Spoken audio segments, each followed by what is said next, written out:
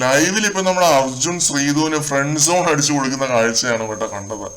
ഡെന്നിൽ കിടന്നിട്ട് ഇവരുടെ ഒരു കോൺവെർസേഷനെ കുറിച്ചാണ് നമ്മൾ ഈ ഒരു വീഡിയോയിൽ പറയാൻ പോകുന്നത്. അതിൽ അർജുൻ കുറെ കാര്യങ്ങൾ പറയുന്നുണ്ട്. എനിക്ക് നിന്നോട് നല്ല പൊസസീവ്നെസ് ഉണ്ടായിരുന്നു, ഇപ്പോഴും ഉണ്ട്, വളരെ നാച്ചുറൽ ആയിട്ട് എനിക്ക് ഡെവലപ്പ് ആയ ഫീലിംഗ് ആണ് അത്. പുറത്തിറങ്ങിയാലും നീ എന്റെ വളരെ നല്ലൊരു ഫ്രണ്ട് ആയിരിക്കും. ആൾക്കാർ എന്ത് വിചാരിക്കുമെന്ന് ഞാൻ ഒട്ടും തന്നെ ചിന്തിക്കുന്ന ഒരു കാര്യമൊന്നും അല്ല. നീ എന്റെ വൈബ് സെറ്റ് ആണെന്ന് ഞാൻ ഒരിക്കലും പറയില്ല. വൈബ് സെറ്റ് ആവുന്ന ഒരുപാട് പേരുണ്ട് എനിക്ക് പുറത്തും പിന്നെ ഇവിടെയൊക്കെ ഉണ്ട്.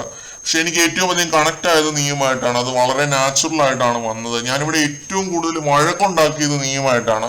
പക്ഷെ എനിക്ക് ഭയങ്കര പൊസസീവ് ഫീലിംഗ് ഉള്ളത് അതും നീയുമായിട്ടാണ്. ഞാൻ കള്ളമൊന്നും പറയത്തില്ല നിന്റെ അടുത്ത്. എനിക്ക് ആരായാലും ഇഷ്ടമാണെങ്കിൽ ഞാൻ ടേക്ക് കെയർ ചെയ്യും. പുറത്ത് വേറെ രീതിയിൽ എടുത്താലും എനിക്ക് ഒന്നുമില്ല. നീ എന്നെ എന്ത് ചെയ്താലും എനിക്ക് നീ നല്ലൊരു ഫ്രണ്ട് തന്നെയായിരിക്കും. അർജുൻ ഈ പറയുന്ന ആത്മകഥ ഒക്കെ മൊത്തം കേട്ടിരിക്കുന്നുണ്ട് അർജുന്റെ കണ്ണിൽ നോക്കി ശ്രീധു. അപ്പുറത്ത് തന്നെ കിടപ്പുണ്ട്. രണ്ടുപേർക്കും ഇഷ്ടമാണ് അങ്ങോട്ടും ഇങ്ങോട്ടും. അതെനിക്ക് ക്ലിയർ ആയിട്ട് മനസ്സിലായ ഒരു കാര്യമാണ്. അർജുൻ വെറുതെ എന്ന് വെച്ചാൽ സേഫ് ആയിട്ട് നിൽക്കാൻ വേണ്ടി അർജുൻ ഇങ്ങനെ ഒരു കാര്യം പറയുന്നതാണ്. ഫ്രണ്ട് സോൺ അടിച്ചു കൊടുക്കുന്നതാണ് ശ്രീധുവിന്. ശ്രീധു അർജുന്റെ കണ്ണിൽ നോക്കി അവിടെ റൊമാൻറ്റിക് അടിച്ച് കിടക്കുവാണ്. ശ്രീധുവിന് നല്ല പ്രേമമാണ് അർജുനോട്. ജബ്രുകളെ പോലെ അനാവശ്യമായി കൂടുതൽ കാട് കയറി ഡിസ്കസ് ചെയ്ത് വെറുപ്പിക്കാതിരുന്നാൽ മതിയായിരുന്നു. കാരണം ഇനി ഒരു കോംബോയും കൂടി താങ്ങാനുള്ള ശേഷിയും ആംബിയറും ഒന്നും മലയാളികൾക്കില്ല.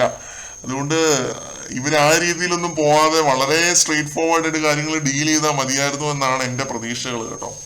ശ്രീധുവിനെ സ്ട്രെയിറ്റ് ഫോർവേഡ് ആയിട്ട് അർജുനോട് പറയുന്നുണ്ട്. ആദ്യമായിട്ടാണ് ഒരാൾ എന്നോട് ഇത്രയും പ്രസംഗിക്കുന്നത്, എനിക്ക് എപ്പോഴും റിയാക്ട് ചെയ്യണം എന്ന് അറിയില്ല എന്നൊക്കെ പറയുന്നുണ്ട് ശ്രീധു. അത് കേട്ടപ്പോ എനിക്ക് ചിരിയാണ് വന്നത്. അർജുൻ കിളിപ്പോയിരിക്കുന്നതും കണ്ടു.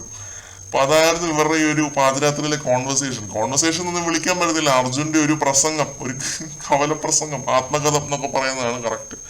കൂടുതൽ അപ്ഡേറ്റുകളുമായിട്ട് വീണ്ടും കാണാം.